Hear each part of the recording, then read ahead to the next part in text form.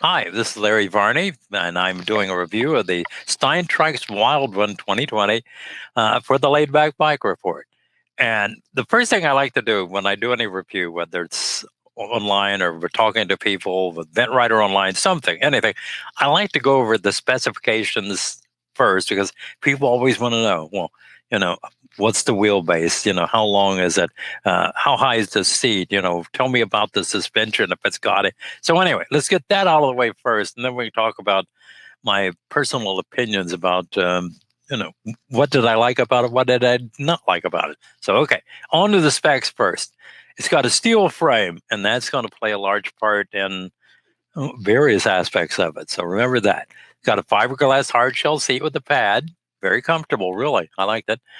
The width is 32 inches, and the wheelbase is 42 inches, and the ground clearance is 4.7 inches. So you can see there that it's rectangular, as you would expect, uh, and that's going to have an effect again on handling and so on.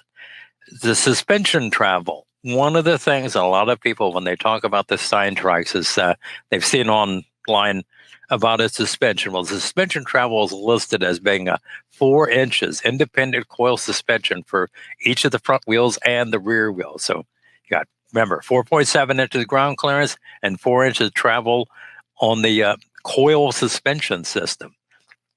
Trike weight, according to their website, is 39 pounds. I had to tell you that must be the trike without the rear rack, because the rear rack is made out of steel too. It's really big, very sturdy. Uh, it can hold about I don't know 44 pounds worth of stuff. So at least that's what they say. So it's going to be heavy. We'll talk about that. And I might as well mention to get that out of the way. I weighed this trike with the rear rack, pedals, etc. I took my battery scale to the garage, weighed me, and then I weighed that two of us together. And the combination of that trike, according to my battery scale, 55 pounds. So think about that for a minute. Steel makes a difference. Okay. The drivetrain, that's going to be one of those things where you can almost decide on your own, because you can get, like I did, that all 20-inch wheels, which I happen to like. You can get the larger rear wheel on the back. You can get narrow tires. You can get knobby tires. You can get fat tires. The gearing itself, I told them I wanted something with a really good granny. I wasn't that concerned about the top gear. I was wanting something where I could climb hills and things. So I wound up with something. It's an 11 by 34 cog set in the back. I'm not sure about the chain rings in the front, but I'd say that the granny was in the high teens somewhere, maybe 17, 18, something like that, which for my neck of the woods here in Northern Kentucky is pretty good. So I'm not sure about the top end gear. That was probably around 90 or so, which is, for my way of riding, is plenty. Okay, now that's the specifications. We'll talk about the price here in a minute too. But remember, this all has an effect. So let's think about that steel frame event. That, some people were going to think that's an awful lot of weight, 55 pounds. And it is. I mean, you can get trikes that weigh 10, 20, even or 25 pounds less. But one thing to remember, steel frame.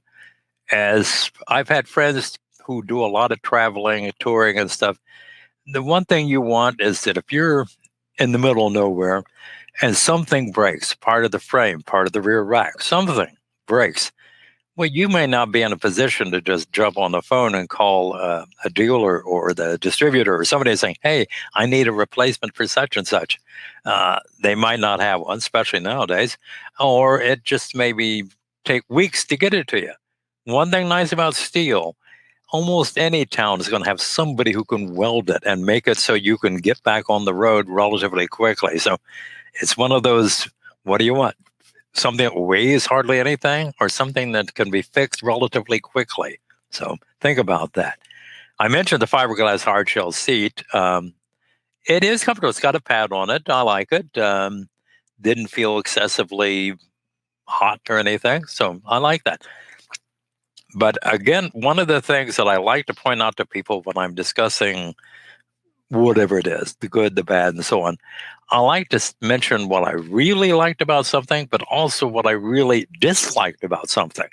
And one of the things that gives you is the idea that if what he really didn't like, if this was the top thing on his negative list, well, then it must not be very bad. If he's going to be nitpicky about finding something that's bad. Okay, that's my lead into my biggest complaint about the Steintrike's Wild One.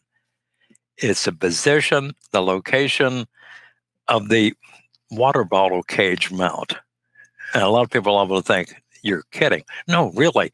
When I got that thing, I actually had to send an email to the US distributor saying, I can't find it. Where is it? I want to attach a water bottle cage. I can't just ride around in this heat without water. Well, it turns out the cage mounts, once I was told where they were, it was easy to spot them, are on the underside of the boom in front of you. So if you look on the pictures, the videos, and all that, you will see it down there. You'll see my cage, you'll see my water bottle, and so on. And things mount just fine, but it's going to be literally a pain in the ass to get that water bottle out if you're riding. So now you understand that that's my biggest complaint. I would suggest if it were me and I was buying the trike and so on, get the dealer or somebody who knows what they're doing, or even you, to drill a couple of holes in the side of the hard shell seat.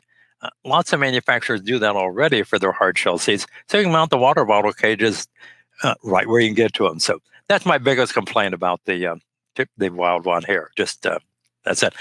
When it comes to other aspects of the trike, I've thought that the suspension on this thing was wonderful. I mean, one of the first things I did was go over a curve that must have been, I don't know, 4 or 5 inches down and onto concrete and everything.